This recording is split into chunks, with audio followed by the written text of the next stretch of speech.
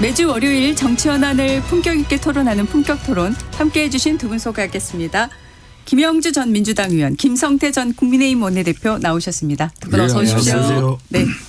자, 총리 후보자 하마평 계속 오르내렸지 않습니까? 네. 정성호 법무부 장관, 한성숙 장관, 또 강훈식 비서실장. 결국 한성숙 장관으로 지명이 됐습니다. 네. 김 의원님. 네. 어떤 생각으로 이 최종 지명이 한성숙 장관에게 간 걸까요? 최초에는 사실은 후순위였다고 그래요. 사실은. 그래서 언론에 따라서는 뭐 강훈식이 될 것이다, 정성호가 될 것이다, 이렇게 두 사람이 처음에 제일 나을 때는 세 사람이 나왔지만 네. 한성숙 장관은 조금 뒤로 밀렸는데 최종적으로는 마지막에 한성숙을 했다라고 하는 것은 지금 현재의 정치권이 너무 강렬하게 이렇게 붙고 있고 그런 측면에서 보면 말하자면 강훈식이나 그 정성호 장관 입장에서 인사청문회도 해야 되고 바로 코앞에 전당대회도 해야 되는데 굉장히 이게 어려운 구조가 될 것이다라고 하는 부분이 있습니다. 그래서 아예 정치 경험이 없는 한성숙 장관은 국민의힘 입장에서 딱히 결점이 없어요. 이게 공격해야 될. 물론 다만 이게 뭐 국회의원도 안 해보고 그냥 장관 한 번 한 기업인 출신이 국정 전환에 대해서 모든 걸 다 파악할 수 있느냐 하는 것은 이제 문제 제기는 할 수 있지만 이렇게 집요하게 야당이 물고 늘어질 수 있는 부분은 아니다. 두 번째는 지금 현재 그 환율 자체도 1,550원, 1,600원을 향해 가고 있고 이 뭐 쌍끌이로 뭐 삼성이나 그 SK 하이닉스로 인해서 뭐 정시가 뜨고 있는 건 사실이지만 불안한 것도 마찬가지잖아요. 경제적으로 불안하고 양극화도 심화되고 있고 또 뭐 부정선거 관련된 논란도 지금 간단히 잠들지 않고 특히 2030 세대들이 여기 집중하고 있습니다. 이제 그리고 또 여성들은 여성들대로 불만이 많고 이제 그런 면에서 젊은 층과 또 여성층에 대한 어떤 소구다. 라고 하는 것이 있고 또 다른 한편으로 보면 솔직히 이재명 대통령 스타일은 책임 총리제라고 하는 것을 하기가 좀 벅찬 리더십 스타일이에요. 여러 가지 이것저것 눈에 보이는 걸 꼭 집어야 되는 스타일이라면 어차피 그렇다면 소위 총리와 대통령실이 원팀으로 아예 확실하게 민생 주도로 가겠다. 이런 시그널을 보여주는 거 아닌가 그렇게 보여집니다. 네, 김병주 의원님은 굉장히 다양한 지점을 다 얘기를 해 주셨어요. 그런데 네. 김성태 대표님 좀 비판적인 지점 좀 지적을 해 주신다. 당연하죠. 지금 현재 김영주 또 의원께서는 뭐 나름 지금 현재 뭐 좋은 평가를 하고 또 본인도 뭐 또 IT 쪽에 상당히 그 뭐 이 기반이 좋은 사람이고 하니까 우호적인 입장이었는데 그러니까 민간 IT 기업 최고 경영자 출신의 실무형 관료라는 그런 점에서는 파격적이고 뭐 실용적인 인사라는 뭐 평가를 이렇게 민주당 인사들은 할 거예요. 그렇지만은 이 지금 총리라는 그 자리의 무게감이라는 것이 과연 실용성과 그런 핵심성을 겸비한 그런 실정형 리더로서 되냐면 그게 아닌 거거든요. 좀 전에도 이야기했습니다마는 그러면 이게 책임 총리라는 것은 말 그대로 대통령이 위험한 사고나 생각을 가지고 있거나 또 국정 운영에 너무 경색되거나 또 어떤 또 너무 자기 자신의 어떤 정치적 철학이나 이념에 함몰됐을 때 그럼 국정 운영이라는 게 상당히 국민들과 큰 괴리가 생길 수 있어요. 그럴 때 그 괴리를 줄여줄 수 있는 그런 총리가 그래서 지금도 그렇고 연륜 경륜을 중시하는 그런 총리를 왜 역대 정권마다 다 그렇게 발탁을 했겠습니까? 그런 게 슬기로움이고 지혜거든요. 국정 운영이란.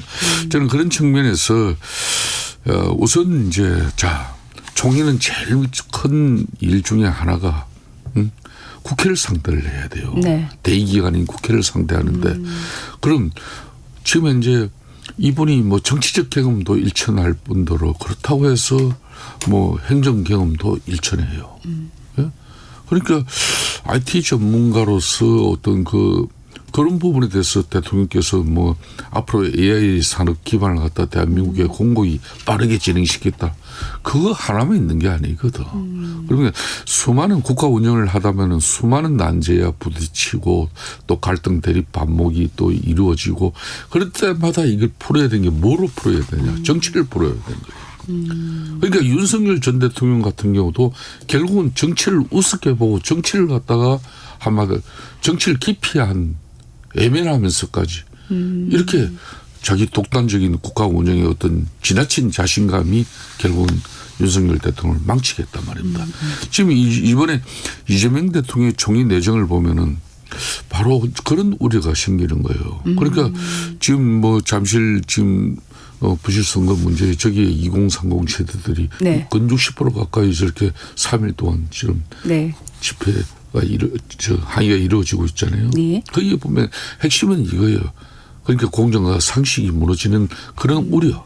그러니까 부실 선거 이 부분이 좀 지난번 스타벅스 논란 그리고 공소 취소 특검 도입 논란 또 투표장에서 이재명 대통령이 투표지를 흔드는 모습 이런 부분들이 우리 젊은 친구들이 볼 때는 상당히 대한민국의 민주주의 걱정하고 우려된 거예요. 그래서 자발적으로 그게 나가는 거거든요. 그렇듯이 너무 지금 정치를 지금 이재명 대통령이 좀 너무 좀 우습게 보는 거 아닌가.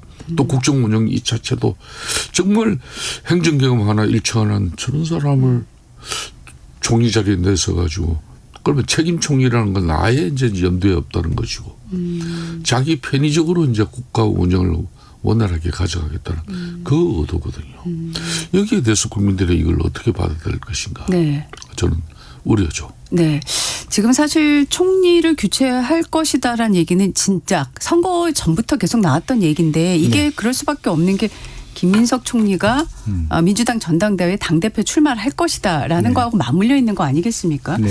자, 이미 김민석 총리가 호남도 다녀왔고요. 예, 어제 이제 빠르게 지명되자마자 또 본인의 그 입장도 올려놓곤 했는데 김민석 총리가 당으로 돌아가겠다는 이 결정이 앞으로 민주당 전당대회에서 어느 정도나 파괴력을 가질까요? 어떻게 보십니까? 글쎄요, 이제 지금 이제 하나의 변수는 이제 송영길 전 대표가 의원으로 다시 국회에 등원했다라고 하는 부분이 이제 2파전에서 3파전으로 될 가능성이 있어 보인다.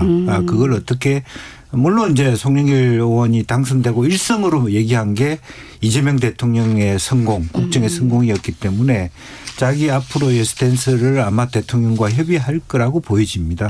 이제 그렇지만 어쨌든 총리를 한성숙 장관 사실은 송영길 의원은 내심에는 총리 후보군에도 들어갔으면 좋겠다는 생각도 했을지도 모르는데 어떻게 보면 그런 생각하지 말라는 의미로 빨리 이렇게 총리 교체하는 하마평이 나온 것일 수도 있겠습니다만은 어쨌든 네. 이게 그러면 이제 정청래 대표와 송영길, 김민석 이렇게 3자 혹은 4자 구도로 됐을 때와 송영길이 김민석을 도와주는 구도가 됐을 때의 결과들이 다를 수 있기 때문에 오히려 어떤 김민석이 주도해서 끌고 가기보다는 한편으로 보면 그런 역학관계가 상당히 영향을 미칠 수 있겠다고 보이는 거고 네네. 또 한편으로는 이 한성숙 총리의 지명이라고 하는 것이 한편으로 나머지 재원들 정성호라든지 강훈식이라는 사람이 당내 선거에 지금 대통령 입장에서는 국정 안정에 있어서 총리보다는 당이 정리될 필요가 있다라는 생각을 할 수도 있습니다.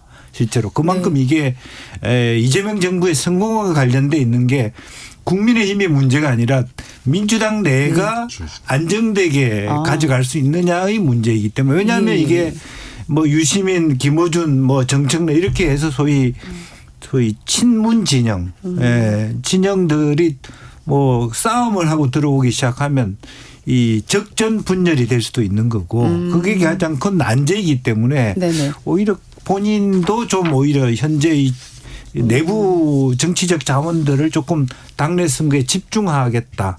그게 우선순위다라고 보여지고 아마 지난번에 뭐 이렇게 개표 방송 때 우리 민주당 의원들하고 살짝 자기 당대표 누가 될까 물어보니까 네.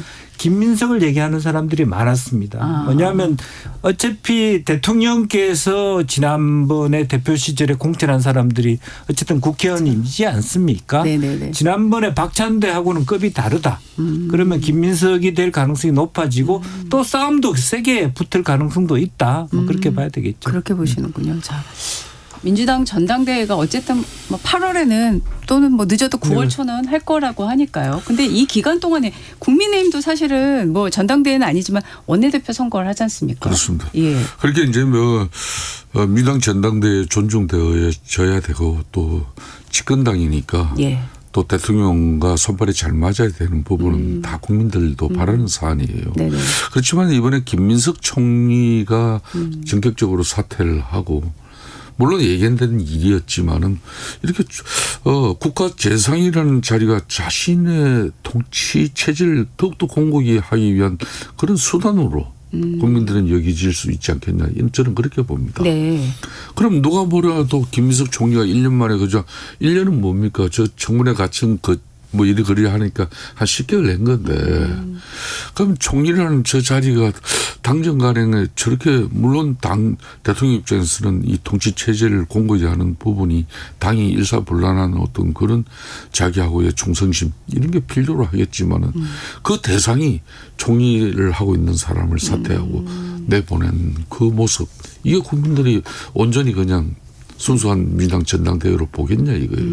그러니까 제가 앞에도 이야기했지만은 이번 저 한성숙 총리 인선 같은 경우도 현재 논란이 되고 있는 이 투표용지 부족 사태에 대한 책임을 회피하기 위한 그런 국면 전환용 카드라고 이렇게 날을 세울 수밖에 없는 거예요. 야당 네. 입장에서는. 또 이런 내각의 실질적인 권한 부여보다는 보여주기식 인선에 가깝은 그런 장식용 인사가 총리 내정으로 이렇게 비춰지는 부분 이건 대단히 좀 실망스러운 부분이에요. 자 그런 측면에서 국민의힘 입장도 자 제대로 된 이번 6.3 선거를 통해서 국민들은 분명히 변하지 않고 반성 제대로 하지 않는 이 보수 주장에 해초를 세게 들었습니다. 누가 봐도 6.3 선거는 참패당한 네. 선거예요. 네. 그럼 거기에 따른 국민들 뜻을 제대로 받드는 그런 변화를 가져와야죠. 네. 네. 그런 측면에서 이번 원내대표 선거에서부터 네. 당이 뭔가 변하고 있는구나. 이걸 의원들이 어떤 판단을 해 주냐. 국민들은 6.3 이후에 보수 진영의 변화, 국민의힘. 여기에 따라서 이제 다시 국민의힘이 천박구르기가 될 수도 있고 그래도 제1야당으로서 저 친구들을 좀 신뢰를 가지고 좀 힘을 실어줘야 되겠네. 이 판단이 국민들이 있을 겁니다. 네. 일단 원내대표 선거는 이번 주에 하시니까요. 지금 10일로 결정이 된 거지 않습니까? 10일 결정됐습니다. 네네. 요새 신조어가 나오면 빨리빨리 흡수해가지고 질문을 해야 되지 않으면 게을러 보여서요. 이번 원내대표 선거를 친장 대 비장. 이게 장은 장동혁 대표를 언급하는 것 같습니다. 이 구도로 보는 게 맞는 건가요? 저는 거의 뭐 별로 틀릴 게 없을 것 같아요. 네. 그렇게 이제 장동혁 대표가 사실상 6.3 선거를 끝나고 나면은 역대 어느 정권의 어느 권력자들도 당권을 손에 쥐고 선거가 실패되면은 바로 아침에 그냥 부득이 소치라 그러고 국민들께 죄송스럽다 그러고 당원들께 죄송스럽다 그러고 던지는 게 그게 정치인의 도리예요. 물론 이제 뭐 저 투표용지 부족 부실 선거 문제가 부실 뭐 투표에 대한 문제가 있지만은 그거는 그거고. 네. 자 그런 측면에서 이제 원내대표가 앞으로 누가 되느냐에 따라서 그런 거 문제도 이제 달라져요. 그래서 이제 세 사람 지금 현재 후보 중에서 뭐 김도우 후보 같은 경우는 한동훈 복당까지도 빨리 뭐 결정을 하고 네. 또 당이 국민들 여론을 받들어서 변화 쇄신하는 그런 뭐 원내대표가 되겠다는 입장 분명한 거고 끝으로 이제 정재인식 뭐 후보자 같은 경우 이는 누가 봐도 대표적인 뭐 윤석열 접근 세력이죠. 그래서 뭐 흔히 말하는 찐윤 세력들이 다시 이 친구를 내세워 가지고 또 대리 정치를 갖다가 할 건지 이런 것도 이제 지켜봐야 되는 문제고 그 중간점 김도욱과 정진식의 중간점이 이제 성일종이라고 보면 전 될 것 같아요. 네. 이 친구로서는 상당히 전략기획통이면서 또 변해야 될 때는 변하는. 그렇지만은 친윤 세력들이 거부 반응이 그렇게 많지 않은 뭐 그런 뭐 사람. 그렇기 때문에 이 세 사람의 컬러가 다 달라요. 그래서 뭐 10일 날 어떤 결과가 나올지 궁금합니다.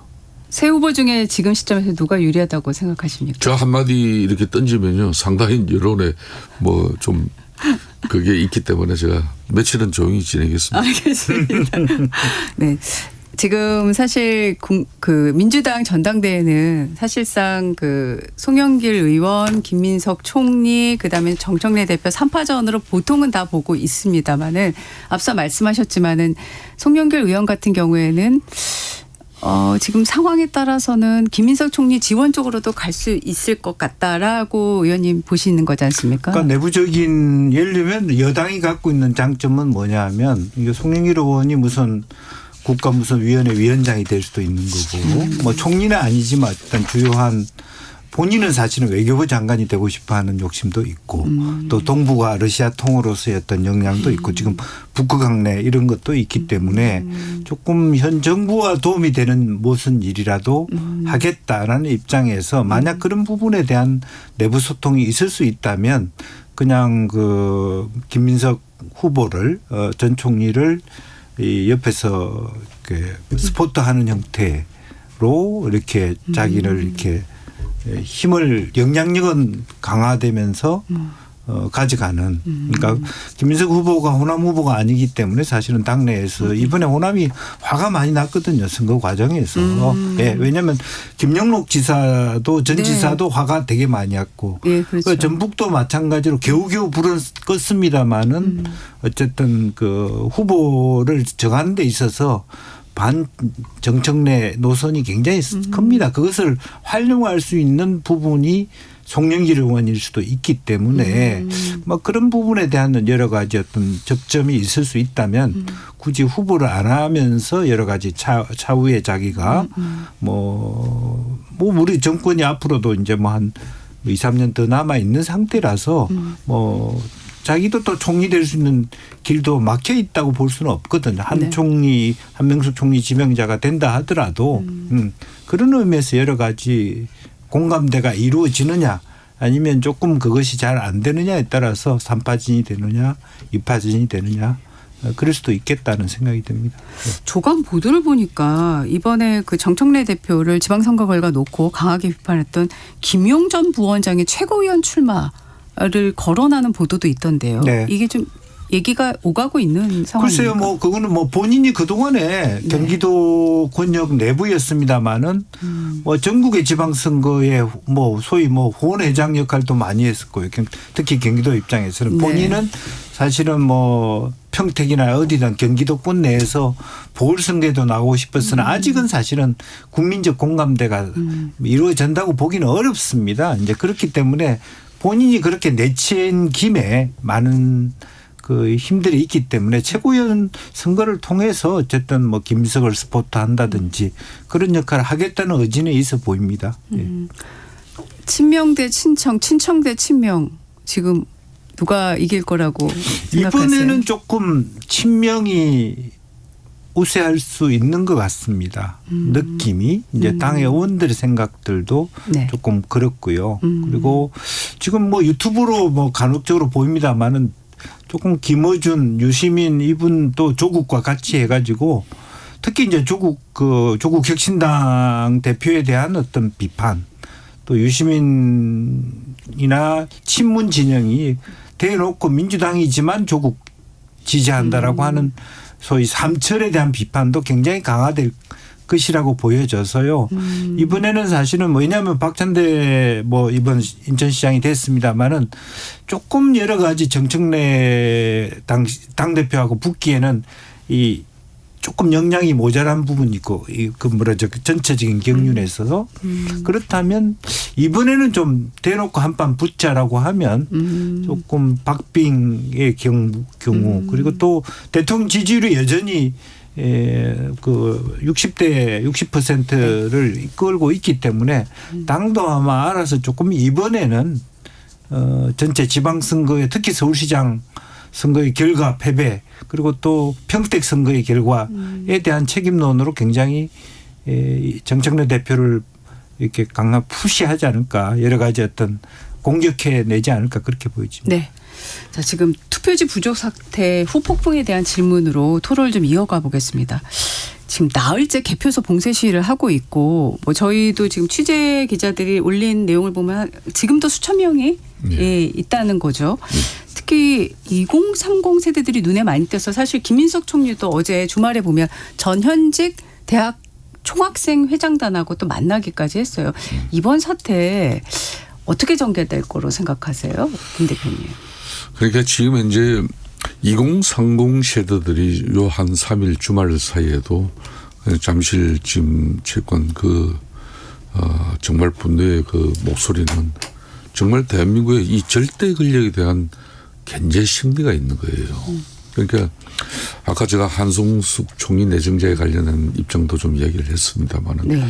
그러니까 지금 민주당이 절대 입법 권력이거든요. 이 절대 입법 권력의 독단과 전행 폭조에 대해서 아무리 집권당 총리지만은 저걸 어떻게 수용하고 어떻게 또 견제를 할 건지 정치 경험이 정말 일천한 그런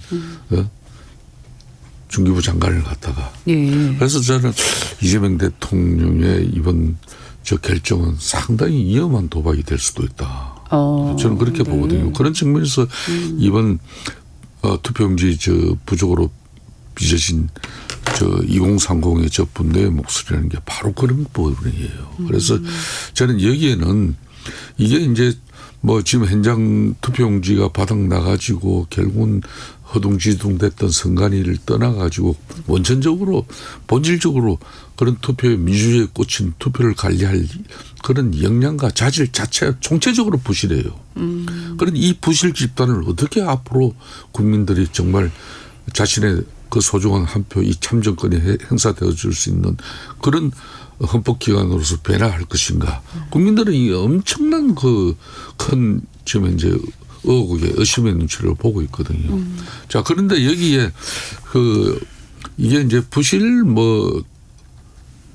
네. 선관위의 부실 입장은 분명하지만은 이걸 갖다 이제 부정선거로 이렇게 이제 또 바로 정치적 색깔을 뒤집어 씌우는 부분은 그 2030 세대들도 일정 부분 경계를 하고 있어요. 네네. 그렇기 때문에 이 지금 현재 재선거 입장이라는 것은 네. 이거는 오세훈 시장이 당선자가 사퇴를 한다든지 안 그러면 정원호 후보가 네. 이미 뭐 자기는 성폭 선언을 했잖아요. 당선 무효 소송을 한다든지 해가지고 법원에서 이 어떤 판단과 결정이 없이는 이걸 번복할 수가 없어요. 대한민국 헌법상. 네. 자, 그렇다면은 지금 현재 이 지금 송파 이 투표용지 부정 이 사태에 대해서는 이걸 정치인들이 너무 정치적으로 이걸 혼란을 만들어가는 부분은 상당히 조심하면서 그러니까 이재명 대통령도 오늘도 원래 오부 요인 회담이잖아요. 그렇죠. 이걸 이제 선관위 위원장 이제 사퇴가 됐기 때문에 네. 빼고 사부 요인이 하지만은 정말 이재명 대통령이 어떤 의지를 가지고 앞으로 선거를 혁신시킬 건지 이승만 정권이 어떻게 망한 줄 압니까? 1960년도 3.15 부정선거로 망했어요. 그래서 이제 5.16 혁명이 일어난 거고, 예? 그리고 그 개헌을 통해서 지금의 중앙선거리 체제가 만들어졌거든요. 그렇죠. 네. 이 중앙선거리가 그동안 너무 초헌법적인 기관으로 치외법권적으로 자신들만의 갈라파고스 섬에 가둬가지고 자신들이 무슨 짓을 했는지 이제 국민들이 더 이상 용납하지 못하겠다는 그런 정말 강고한 의지가 이게 2030을 통해서 이제 지금 표출되고 있다고 보는 거죠. 대통령이 어제 이제 검경 합수본 구성을 네. 지시를 했고요. 또 김민석 총리도 입장을 내놨고요. 그런데 여기서 제가 이 질문을 드리고 싶어요. 지금 시위에 참가하는 사람들은 말씀하신 헌법과 공직선거법에 재선거 요구할 수 있는 조건을 이미 김 대표님이 말씀을 하셨지 않습니까? 그걸 모를 리는 없을 거라고 저는 생각을 합니다. 그럼에도 불구하고 지금 재선거를 얘기를 하고 있는데 이걸 어떻게 풀어야 될까요? 특히 이제 집권 여당에서 정부에서. 네. 사실은 이제 장동혁 대표가 잘못한 게 이것은 국회에 맡겨달라 그래야 돼요. 보수 당 대표라면 여러분의 분노는 알 수 있다. 부동선거인지 아닌지 우리가 철저히 하겠다. 뭐 국정조사 지금 뭐 어차피 민주당도 하겠다고 하는 네. 거고요. 네. 뭐 어떤 부분이고 그다음에 원포인트 개헌하겠다. 이게 선관위 자체가 헌법기관이라고 하는 것부터 해서 3차 개헌부터 해가지고 합법적으로 완전히 이것은 그때야 이제 소위 이승만 정권의 부정선거 때문에 강하게 선관위의 독립성과 그걸 만들어준 거 그 필요한 건 사실이 맞습니다. 그리고 독일의 경우에도 재선거를 한 경우가 있습니다. 그렇다면 네, 있었습니다. 네. 그렇다면 그걸 뭐 수치해서 그러면 송파구에 아마 기초단체장이라든지 구청장 시험 구현에 영향 받을 수 있어요. 그렇다면 그거는 법원에 맡기자. 법원의 결과에 따르자. 그리고 여야 합해서 빨리 내가 당에 국회에 들어가서 개헌하겠다. 부정투표를 안 할 수 있도록. 언제든지 우리가 선관위 서버를 압수수색할 수 있는 열어볼 수 있는 그걸 국회에서 논의해서 박으면 되지 않습니까? 명문화. 네. 그게 정도라고 생각을 해요. 네네. 그리고 독일의 사례에 따라 그때는 너무 정말 오랜 기간이었고 투표 용지도 엉뚱한 용지도 온 것도 있고 했고 네. 지금보다 더 심합니다. 그렇다면 네. 만약 진짜 현 정권이 부정 선거를 하고 싶었다면 서울시장 대구시장 이겼어야죠. 네? 그런 부분에 있어서 조금 냉정을 지켜달라. 여러분의 분노와 의혹은 충분히 일리 있다. 나는 그게 보수 야당이 해야 될 역할 아닌가. 이거는 사실 어떻게 보면 좀 제가 심한 말로 얘기하면 지난 윤석열 계엄을 반대했던 20대 여성에 대한 반대 논리가 이 안에 있는 겁니다. 20대 남성이 가지고 있는 정치지향적 분절점이 있어요. 그 이준석 대표로부터 비롯된 그런 일정한 바이어스가 존재하고 있습니다. 물론 20대 전반이 다 기성세대에 대한 불만이 있죠. 왜 없겠습니까? 경제도 어렵고. 그런데 그것이 다층적으로 깔려 있는 내용이라면 네. 냉정을 찾게 해주는 게 정치 역할 아닙니까? 알겠습니다. 저희가 한 30초 남았는데 요거 하나 질문 드릴게요. 특검을 요구하고 있어요. 특검 해야 된다고 생각하십니까? 어떻게 생각하십니까? 저는 이제 그 절차는 이제 국회에서 네. 지금 현재 이 부분에 대해서 명확한 국민적 의혹을 해소하기 위해서 국정조사하는 건 맞아요. 양당이 다 국정조사 요구서 지금 오늘 다 제출하고 있고 그럼 국정조사를 하고 난 뒤에 국정조사 그러니까 국회에서 할 수 있는 권능과 기능 가지고 실체적 진실이 완전히 다 밝혀지지 않고 법적 처벌까지 이어지지 않는 그 한계가 드러난다면 분명히 특검을 해야 될 사안이죠. 일단 국정조사 후에. 예. 네. 저는 지금 입장에서는 야당이 요구하는 걸 여당이 다 받아도 된다고 봅니다.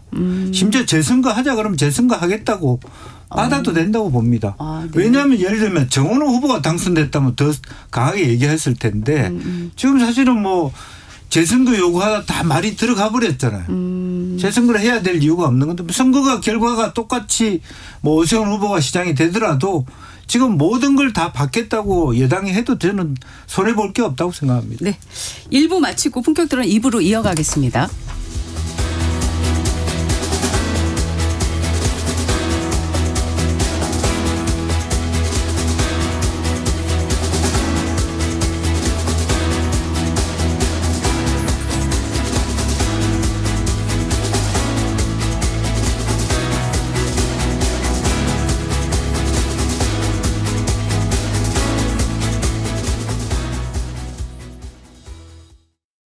잠시 후 8시 반부터 일부 지역국에서는 해당 지역 방송을 보내드립니다.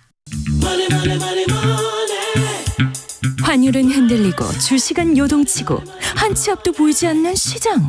이럴 때 경제쇼는 당신의 확실한 이정표가 되겠습니다. 복잡한 수치 너머의 숨은 흐름을 읽고 당신이 가야 할 방향을 분명하게 짚어드리겠습니다. 평일 오후 4시 5분 시장을 이해하는 최고의 선택. KBS 1라디오 경제쇼. 편지 왔습니다. 퇴근길 지친 당신에게 힘이 되는 뉴스를 전해드립니다. 매일 저녁 5시 5분 당신과 함께 읽는 세상 이야기 KBS 1라디오 뉴스레터 K. 지금 시각은 8시 30분입니다. KBS 정치, 전격 시사, 뉴스, 전격 시사, 인터뷰, 전격 시사, 주식, 전격 시사, 맥락, 해설, 토론까지 다? 다 전격 시사. 꼭 알아야 할 뉴스, 정치 인터뷰, 막 끝난 미국 시장부터 한국 시장 동향까지 평일 아침 7시 5분 와, 전격적이네. 전격 시사.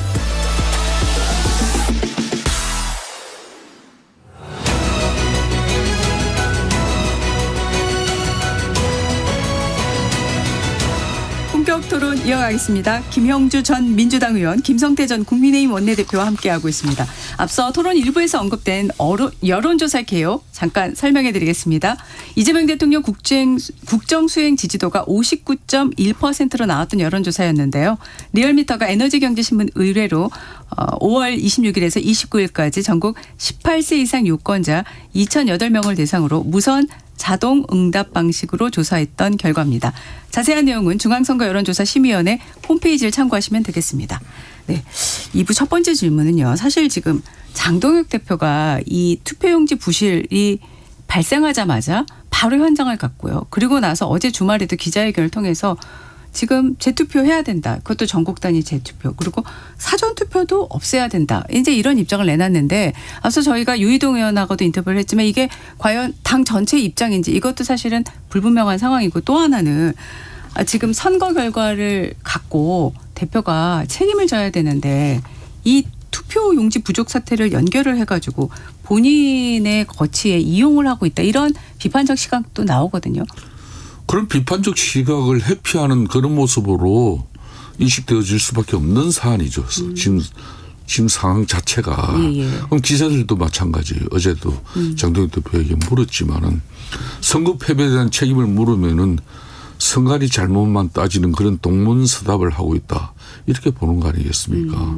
또 실질적으로 재발 방지 대책이 아닌 당대표 자리를 지키기 위해서 분노한 여론을 갖다 그 방패 삼고 있다는 그런 비판의 지점도 대목도 지금 계속 나오고 있거든요. 그렇다면은 현행법상으로 이 부분을 좀 판단을 해야 되는 거예요. 투표용지 부족 사태 이 해결 방안은 국회가 이번 이제 국민들의 소중한 이 참정권을 갖다 침해받고 훼손당하게 한 그 중앙선관위에 지금 이제 이 헌법기관으로서 역할과 역량 그리고 시스템이 정상적으로 작동되고 있는지 이걸 이제 점검을 하는 겁니다. 네네.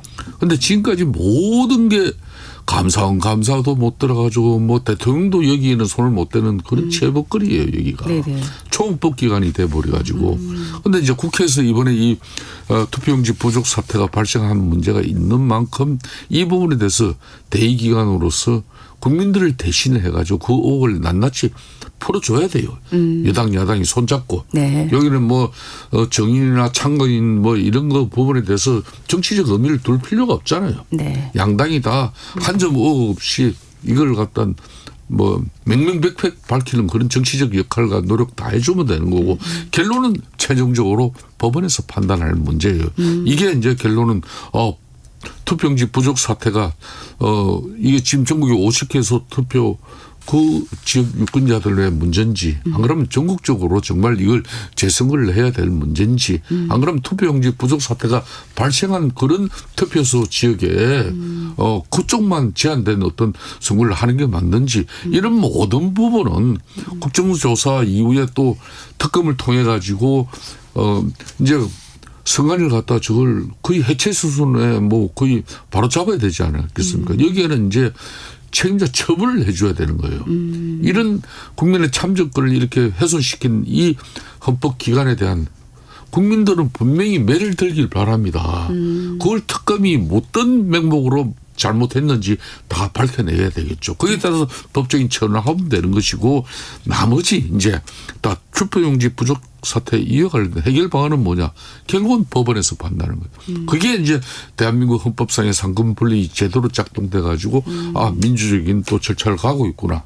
그러면 국민들이 안심하게 되는 거예요. 그런데 여기에 정치적으로 현행법상 실현 불가능한 주장을 해서는 또 안 되는 부분이 있어요. 이게 공직선거법상의 재선거 같은 경우는 선거 결과에 명백한 영향을 미쳤을 때 사법부 판결을 거쳐가지고 제한적으로 이게 치러지는 것인데 무작정 이걸 전국 재선거를 외치는 것은 책임지지 못할 그런 무책임한 정치적 수사가 될 수도 있다는 겁니다. 네. 이 부분에 대해서 네. 여당 의원이든 야당 의원이든 자신의 정치적 목적 당리 당적 갖다 들이대면 안 되는 거예요. 사실 장동혁 대표가 어제 기자회견에서 그 전부터도 지금 보면 이 사안을 가지고 투표용지 부족 사태와 부실한 선거 관리 갖고 또 이재명 대통령하고 회담을 해야 된다. 하자. 이런 제안을 한 것도 있고요.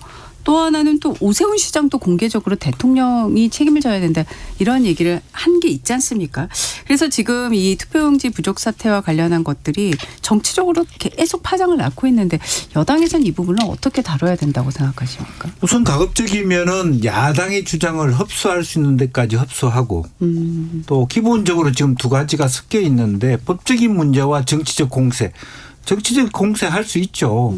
근데 이건 역으로 보면 사실은 야당의 호재인 것처럼 보이지만 지금 이거는 야당의 악재입니다. 장동혁 대표가 오히려 이 문제를 가져감으로써 당내 분란을 더 키우고 또 실제적으로 한동훈 대표가 부산 북갑에서 살아온 것에 대한 부분을 저지하는 그런 부분이기 때문에 당내의 변화를 요구하는 특히 좀 있으면 이제 다음 총선을 준비하는 당내 국민의힘 의원들 입장에서는 장동혁 대표가 저런 스탠스를 오래 취할수록 본인한테 손해다는 입장을 굉장히 이번 선거를 통해서 느꼈을 겁니다. 그렇다면 빨리 드러내야 되는데 이게 악재가 된 거예요. 당내에서는. 이걸 계기로 끝까지 지키겠다라고 얘기하고 있는 부분이고 또 하나는 사실은 이것이 어떻게 보면 무슨 그동안의 법으로 보면 너무 정부하고 그 독립기관이라는 이유로 담을 쌓았기 때문에 생긴 문제잖아요. 그런데 오히려 우리가 잘못 손을 만지면 어떤 대통령이 쉽게 선거 관리 기구를 컨트롤할 수 있는 오히려 더 나쁜 결과를 도출할 수도 있거든요. 그래서 냉정하게 해요. 다만 물론 대법관 중에 누가 선거관리위원장이 되느냐 사무총장이 될 거냐 하는 부분에 대한 대통령의 역할은 없잖아 있습니다마는 오히려 그것이 좀 검열을 쉽게 한다는 이유로 잘못하면 이게 또 수중에 대통령 이전에는 오히려 역으로 보면요. 사실은 우리가 이제 민주당 입장에서는 정원호 후보가 시장이 안 된 거는 굉장히 아쉬운 지점이지만 만약에 정원호 후보가 시장이 됐는데 이런 일이 일어났다 그러면 엄청난 파장이 더 배가 됐을 겁니다. 근데 지금 현재로는 당장 실제로 투표를 하자는 입장도 당내에서 갈릴 수밖에 없잖아요. 실제로 보면은. 예. 이제 그런 부분도 없잖아 있기 때문에 정치는 생물이고 서울 시민 입장에서 이것에 대한 투표용지 부족이라고 하는 준비를 제대로 하지 않은 데 대한 선관위를 질타하는 건 맞지만 이걸 지나치게 정치적 업무론으로 깔고 가거나 한교원 대표가 당내 들어와서 하는 것에 어떤 길을 터주는 것은 또 중도층 입장에서 서울시민 입장에서도 결코 합리적으로 받아들일 수 없는 부분이거든요. 네. 그렇게 봅니다. 오늘 이재명 대통령이 취임 1주년 기자 간담회를 하지 않습니까? 이 자리에서 어떤 메시지를 좀 내놔야 된다고 생각하세요? 이재명 대통령이 지금 현재 이번 투표용지 부족 사태에 대한 분명한 입장이 오늘 1주년 담화를 통해 나올 수밖에 없습니다. 그러니까 민주주의의 근간인 국민의 참정권을 직접적으로 위협하고 이번에 선거관리의 공정성에 심각한 어떤 타격을 준 초유의 사건에 대해서 대통령이 이걸 사실상 선관위를 갖다 옹호하고 비호할 이유가 없는 거 아니겠습니까? 그러니까 아까 제가 이승만 정권이 3.15 부정선거에 의해서 망했다 그래서 대한민국 국민들의 민주주의 수준은 정말 높습니다. 그렇기 때문에 이번에 이걸 갖다 이제 앞으로 여야간의 국회에서 이런 정치적 공방을 벌리는 어떤 그런 게 아니라 국정조사를 통해서 이 의혹을 탈취고 선관위 내부에서도 이걸 투명하고 객관적인 진상 규명을 해야 돼요. 그렇기 때문에 가령 독립성을 확보한 그런 외부 주도의 어떤 진상규명위원회를 가동하는 거죠. 대한변협이라든지 그리고 학계 여야 추천 뭐 이런 뭐 시민사회 전문가 이런 사람들이 중심이 된 독립적인 위원회를 구성해서라도 이번에 이 투표용지 부족 사태와 선관위의 극복 근본적인 문제 이걸 발췌해내야 되는 거고 두 번째 같은 경우 책임자 문책과 대국민 사과가 있어야 되는 겁니다. 이거는 선관위 차원을 뛰어넘어가지고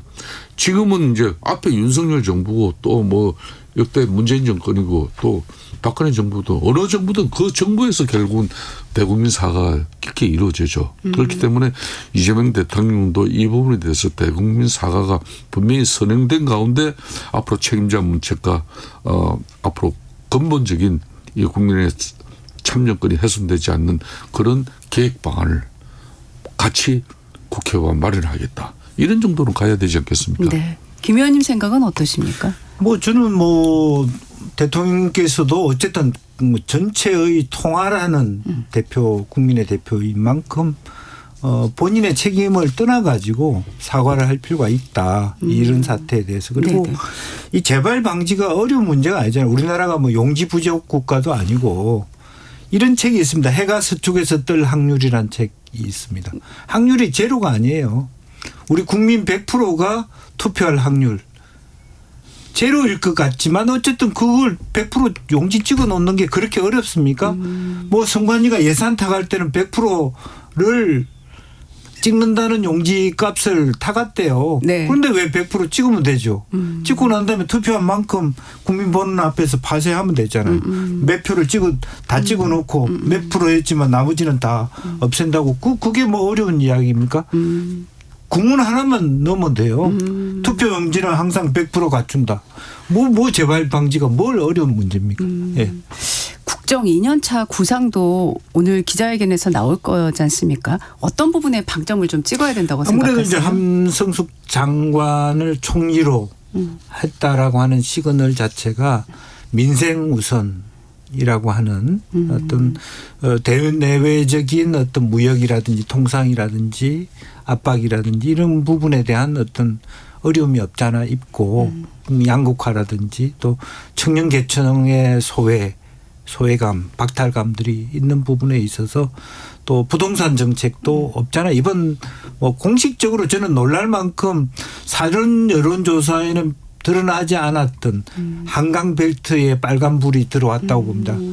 우리가 뭐 우리 선배님도 계시지만 여론조사 사전조사에는 그렇게 빨간불이 많지 않았어요. 특히 영등포 같은 재개발 재건축은 여지없이 그냥 그렇게 간 거거든요. 이제 그런 부분에 대해서 좀 더 면밀하게 부동산 정책을 진짜 실사구치적인 측면에서 다듬어 봐야 되겠다. 여러 가지 이번 지방선거에 나온 국민들의 어떤 뜻을 겸허히 받드는 그리고 그것의 측면으로 아까 일성으로 제가 말했습니다. 원래는 강훈식이나 뭐 정 장관의 어떤 정치 장관을 하려고 했지만 민생 우선으로 가기 위해서 내가 민생의 가장 현안에 또 실물 경제를 잘하는 총리를 앞세웠다라고 하는 것으로 앞으로 남아있는 동안 어떤 그런 어떤 국정 안정과 민생 경제에 집중하겠다. 그리고 또 여러 가지 어떤 우리 사회에서의 어떤 뭐 공공개혁의 과제라든지 이런 것들 가겠다. 그리고 또 하나는 전당대회를 앞두고 있는 만큼 여러 가지 어떤 그 당내 강성파들을 대상으로 하는 뭐 수사권 조정이라든지 네. 뭐 검찰 개혁이라든지 이제 그런 부분에 대한 강조 이런 게 있을 거라고 보여집니다. 네. 자, 저희가 시간이 2분 정도 있는데요. 이번에 재보궐선거를 통해서 국회에 입성한 사람 중에 단연 제일 스포트라이트 받은 사람은 무소속 한동훈 의원이잖아요. 예. 김 대표님, 한동훈 의원 국민의힘 복당 언제쯤 될까요? 원내대표 선출이 이뤄지고 난 이후에 지금 이제 국민의힘은 제1야당입니다. 네. 지금 행정수반 이재명 대통령의 정부의 국정 운영도 견제하고 비판도 해야 되겠지만은 그보다 더 중요한 게 거대 입법 권력 민주당 중심의 폭주입니다. 이 독단과 전횡을 넘어서 절대적인 입법 권력이 되고 있거든요. 오늘 이재명 대통령 1년 뭐 소외도 하고 또 앞으로 이제 국정 운영에 2년차 이제 입장도 나올 건데 네. 저는 제일 중요한 게 절대 권력을 완성해 나가는 모습은 이거는 민주당이나 이재명 대통령 청와대 입장에서 이거는 절제되고 견제되어져야 된다는 거예요. 그러니까 이 절대 권력에 대해서는 항상 국민의힘은 앞으로 자정 노력과 변화 쇄신을 통해서 엄청난 성찰의 시간을 또 국민들이 이번 6.3 선거를 통해서 부여를 한 거거든요. 자, 그렇지만은 국민들은 또 이재명 정부 그리고 거대 입법 권력 민주당의 폭주에 대해서도 분명히 견제를 한 겁니다. 그러면 그 견제가 앞으로 이제 임기 1년차 같은 경우는 대한민국 정상화를 위해서 내란 세력 척결이다 뭐 심판이다 뭐 이렇게 했었지만은 그게 이제 주구장창 그렇게 갈 수는 없는 거거든요. 그럼 2년차 같은 경우는 국민들의 바람은 내 삶이 실제로 더 안전해지고 또 장관군이 그런 부담이 줄어들면서 미래에 대한 불안이 해소되는 그런 유능한 국정 운영. 그러기 위해서는 절대 권력을 완성을 좀 줄여주고 더 국민 통합적 노력 이런 걸 국민들은 바랍니다. 네. 저희가 시간 때문에 네. 김 의원님은 다음번에 제가 네, 시간을 네. 더 많이 드리겠습니다. 네. 네. 본격 토론 여기서 마무리하겠습니다. 김영주 전 민주당 의원, 김성태 전 국민의힘 원내대표와 함께했습니다. 두 분 고맙습니다. 네, 네. 네, 감사합니다. 날씨 정보 듣겠습니다.